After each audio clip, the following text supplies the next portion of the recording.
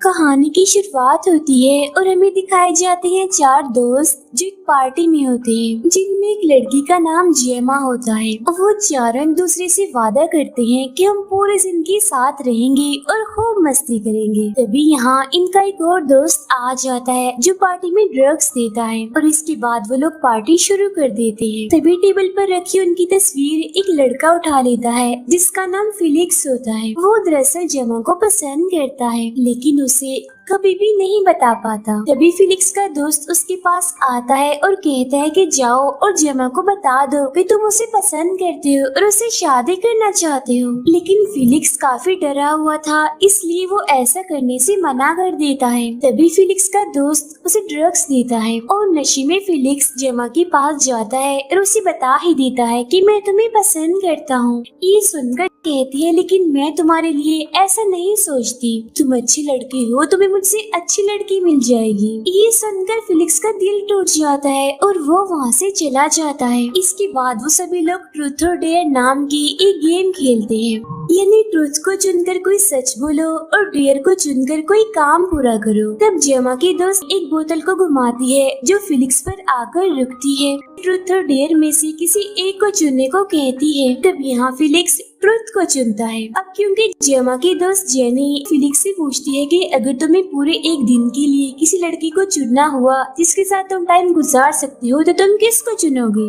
उसे कागज का एक टुकड़ा देकर कहती है कि ये उस लड़की पर रख दो जिसे तुम चुनना चाहते हो। तब फिलिक्स उठता है और वो कागज का टुकड़ा वो जेमा पर रख देता है। ये सब देखकर जेमा के दोस्त को बिल्कुल भी अच्छा नहीं लगता, उसे काफी गुस्सा आता है। इसीलिए वो उठकर फिलिक्स को जोर से मुक्का मारता है, जिस वजह से फिलिक्स को काफी शर्मिंदगी होती है और वो वहाँ से चला जाता है। फिर हमें कुछ सालों के बाद जेमा और उसके दो दोस्तों को भी पार्टी में जाता हुआ देखते हैं। वो बर्थडे पार्टी होती है फिलिक्स की जिसमें उसने इन सभी को बुलाया था। तभी यहाँ जेमा और उसके दोस्त भी पहुँच जाते हैं। वो लोग एक दूसरे से इतने अरसे के बाद मिलकर काफी खुश हो जाते हैं। आसपास देखने पर उन्हें वहाँ कोई नहीं दिखता। वो आवाज भी लगाते हैं लेकिन फिर भी वहाँ कोई नहीं आता। तभी एक बूढ़ा आदमी अपनी गाड़ी लेकर आता है और कहता है कि फिलिक्स आप सबका इंतजार अपने पुराने घर में कर रहा है। उसका पुराना घर यहाँ से कुछ दूरी के फासले पर है, आप लोगों को वहाँ मैं अपनी गाड़ी से छोड़ाऊंगा। तब जेमा का दोस्त उसे मना कर देता है और कहता है कि नहीं शुक्रिया, हम वहाँ पैदल चले जाएंगे। इसके बाद वो सभी लोग पैदल ही उसके पुराने घर तक पहुँच जाते हैं। वहाँ उनकी मुलाकात फिलिक्स के बड़े भाई से होती है। सभी लोग घर के अंदर चले जाते हैं और ये देखकर काफी हैरान हो जाते हैं कि यहाँ पर तो पार्टी जैसा कोई माहौल नहीं है। तभी यहाँ फिलिक्स का भाई आ जाता है और कहता है कि फिलिक्स यहाँ पर नहीं है, वो शहर से बाहर गया है किसी काम के सिलसिले में। वो यहाँ पर आना चाहता था लेकिन काम की वजह से नहीं आ पाया और आई एम सॉरी, ये बात मैंने आपको पहले नहीं बताई। ये कहकर वो उन सभी को वाइन यानी शराब पीने के लिए देता है। अब यहाँ हैरत वाली बात ये होती है कि वो लोग जिस जगह पर रुके थे वहाँ ना तो कोई गाड़ी थी, ना कोई स्टेशन था और ना ही कोई पुलिस स्टेशन। यहाँ जेमा का दोस्त फिलिक्स के भाई से पूछता है कि तुम क्या करते हो, जिस पर वो कहता है कि मैं आर्मी में हूँ और फिलहाल छुट्टियों पर हूँ। अब वो सारे लोग शराब की नशे में थे सिवाय जेमा और उसके दोस्त जेनी के। अब यहाँ फिलिक्स का दोस्त कहता है चलो आओ हम सब गुब्बारों से खेलते हैं, जिस पर फिलिक्स का भाई कहता है लेकिन मेरे पास इससे भी अच्छी चीज है खेलने के लिए, चलो आओ हम ट्रूथ और डेयर गेम खेलें। तब फिलिक्स का भाई बोतल घुमाता है जो जेनी पर आकर रुकती है और वो ट्रूथ और डेयर में से डेयर को चुनती है, जिस पर उसे जेमा के गले लगने का डेयर दिया जाता है और वो अपना डेयर पूरा कर भी लेती है। बोतल फिर से घुमाई जाती है और इस बार बोतल जेमा पर आकर रुकती है और वो ट्रूथ चुनती है, जिस पर उसका दोस्त उससे पूछता है क्या तुम मुझसे शादी करोगी, जिस पर जेमा मना कर देती है। ये बाद फिलिक्स का भाई बोतल फिर से घुमाता है और अब की बार बोतल उसके खुद की तरफ रुकती है। वो ट्रूथ लेता है और कहता है कि मेरा भाई फिलिक्स शहर से बाहर नहीं है। असल बात ये है कि उसने खुदकुशी कर ली है। अब उसकी इस बात पर किसी को भी यकीन नहीं आता और वो फिलिक्स के भाई को कहते हैं मजाक मत करो, जिस पर फिलिक्स का भाई कहता है कि मैं कोई मजाक नहीं कर रहा, उसने इसी घर में लटक कर अपनी जान ले ली और हमारी फैमिली में खुदकुशी करना शर्मिंदगी माना जाता है। यही वजह है कि हमने किसी को भी नहीं बताया कि फिलिक्स खुदकुशी करके मर चुका है। ये सुनकर जेमा का दोस्त उससे पूछता है कि अगर फिलिक्स मर चुका है तो तुमने हमें यहाँ क्यों बुलाया, जिस पर फिलिक्स का भाई कहता है क्योंकि मैं सच्चाई जानना चाहता हूँ कि आखिर उस रात क्या हुआ था जब तुम सब लोग ट्रूथ और डेयर गेम खेल रहे थे। इन्हें 2 साल पहले जो पार्टी हुई थी उसमें कुछ हुआ था। ये कहते हुए वही कागज निकालता है और कहता है कि तुम में से किसने फिलिक्स को ये कागज भेजा था, ये उसकी जेब में से मिला था। इस कागज पर मेरे भाई फिलिक्स के लिए बहुत गंदे और गलत अल्फाज लिखे हुए हैं और इसी वजह से ही उसने खुदकुशी की थी। कागज पर ये भी लिखा था कि ट्रूथ और डेयर गेम बकवास है। ये सारी बातें सुनकर जेमा का दोस्त कहता है कि मुझे तो कुछ समझ नहीं आ रही, मैं यहाँ से जा रहा हूँ। लेकिन तभी फिलिक्स का भाई उसका रास्ता रोके खड़ा हो जाता है और कहता है कि तुम लोग यहाँ से कहीं नहीं जा सकते। ये कहकर वो उस पर हमला कर देता है और जान से मार डालता है।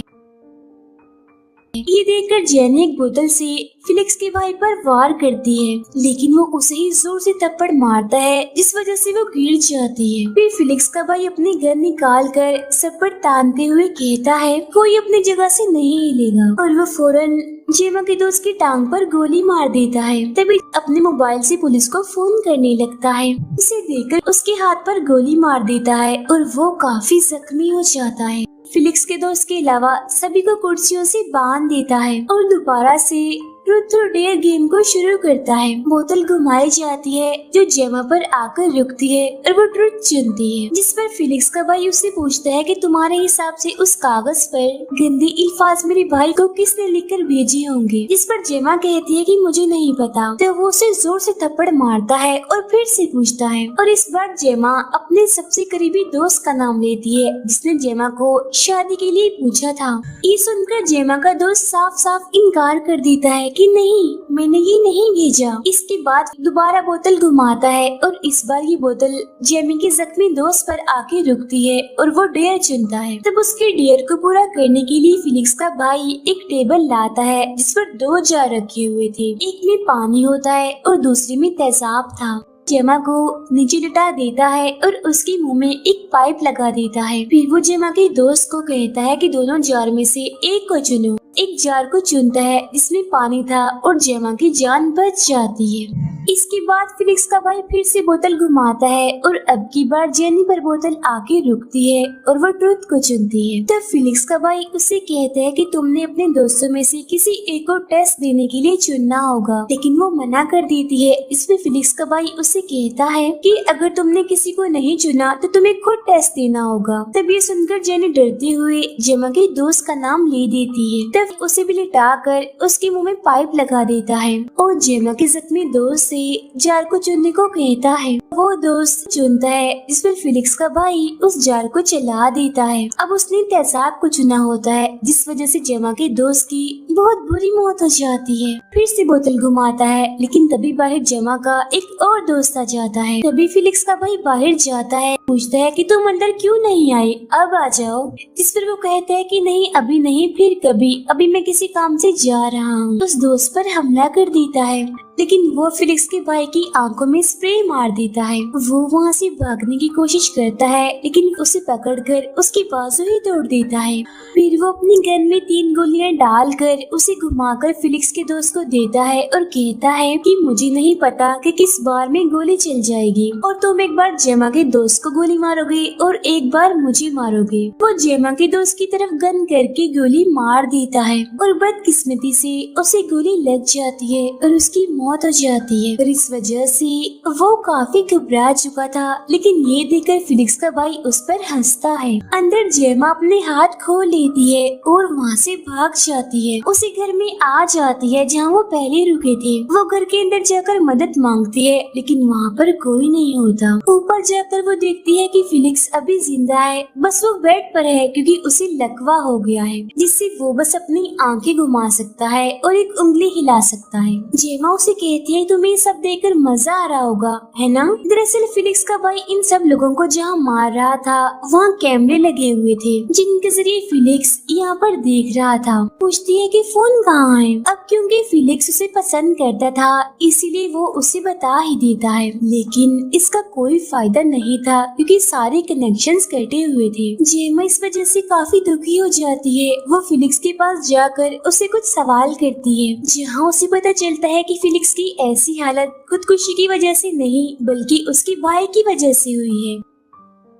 तभी यहाँ वही बूढ़ा आदमी आता है और जेमा पर बंदूक तान कर उसे झुकने को कहता है, लेकिन जेमा बेड के नीचे चली जाती है और दूसरी साइड से निकलकर फिलिक्स के गले पर ब्लेड रख देती है। फिर वो बूढ़े आदमी को कहती है कि अगर तुमने बंदूक ना रखी तो मैं इस ब्लेड से फिलिक्स का गला काट दूंगी। ये सुनकर वो बूढ़ा आदमी बंदूक को वहीं रख देता है और वहाँ से चला जाता है। जेमा जल्दी से गन उठाकर बाहर जाने लगती है, लेकिन तभी अचानक बूढ़ा आदमी बाहर से आकर उस पर हमला कर देता है, जहाँ इसी बीच गोली चल जाती है जिस वजह से वो मर जाता है। इतनी ही देर में फिलिक्स का भाई भी यहाँ पर पहुँच चुका था और वो पूरे घर में जेमा को ढूंढने लगता है। उधर जेनी अपने हाथ खोल चुकी है, ड्रग्स मांगती है।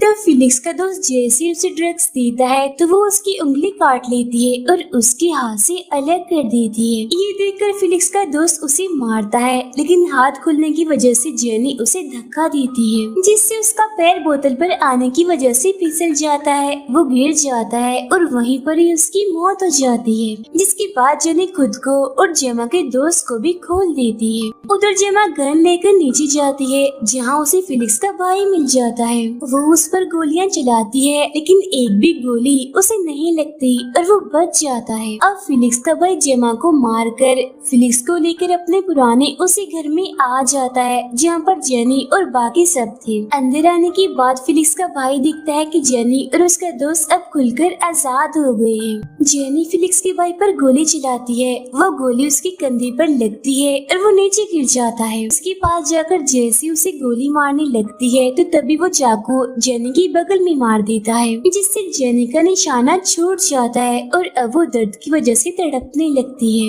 लेकिन किसी तरह वो चाकू निकाल लेती है। पर फिलिक्स का भाई उसका गला दबाने लगता है। वो मरने ही वाली थी कि तभी दोस्त उसके पैर में चाकू मार देता है। इसके बाद जेनी खड़ी होती है और तेजाब के जार को वो फिलिक्स के भाई पर मार देती है, जिसकी वजह से उसकी एक साइड जल जाती है। फिर जेनी उसे बांधकर अपने दोस्त को गाड़ी में जाने का कहती है। अब उसका दोस्त चलने की हालत में नहीं था, लेकिन फिर भी वो घसीटते हुए गाड़ी तक पहुंच जाता है।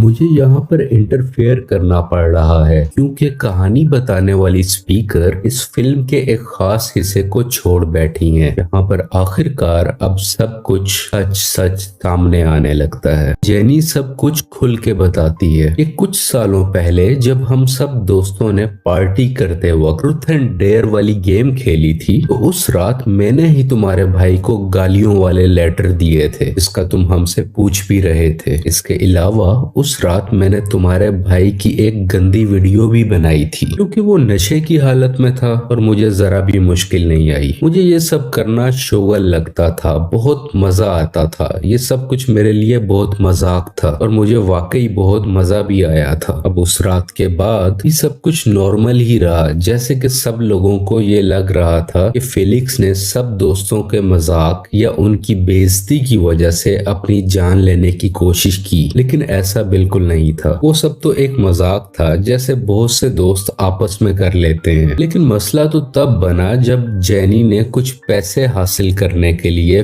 फिलिक्स को वही गंदी वीडियो सेंड कर दी जिसके बारे में वो नहीं जानता था और बदले में ब्लैकमेल करते हुए कहा कि मुझे कुछ पैसे दो वरना मैं तुम्हारी ये वीडियो इंटरनेट पे डाल दूंगी और तुम्हारे भाई को भी सेंड कर दूंगी। तो इसी वजह से फिलिक्स ने खुद को मारने की कोशिश की क्योंकि वो एक अमीर और मशहूर फैमिली से था। वो नहीं चाहता था कि उसके बारे में ये बात उसके भाई को पता चले। अपने भाई से काफी डरता था और नहीं चाहता था कि लोग उसके बारे में कुछ बुरा सोचें। इसका भाई इस मुश्किल वक्त में भी फिलिक्स को गुस्से में देखता है कि जैसे तुमने हमारे खानदान का नाम ही मिट्टी में मिला दिया हो। ये सब देखकर फिलिक्स रोने लगता है। तभी जेनी उस वीडियो को वहीं जलता हुआ छोड़कर फिलिक्स के हाथ में एक बॉम्ब रखकर बाहर गाड़ी में आकर बैठ जाती है। फिलिक्स बार बार अपनी वीडियो देखकर काफी शर्मिंदगी महसूस करता है। अब उसकी जो उंगली काम करती थी, बॉम्ब की पिन उस उंगली से निकल जाती है, जिस वजह से वहाँ एक धमाका होता है और इस धमाके में फिलिक्स और उसका भाई मर जाते हैं और जेनी वहाँ से गाड़ी लेकर अपने घर की तरफ निकल जाती है। फिल्म यहीं पर खत्म हो जाती है।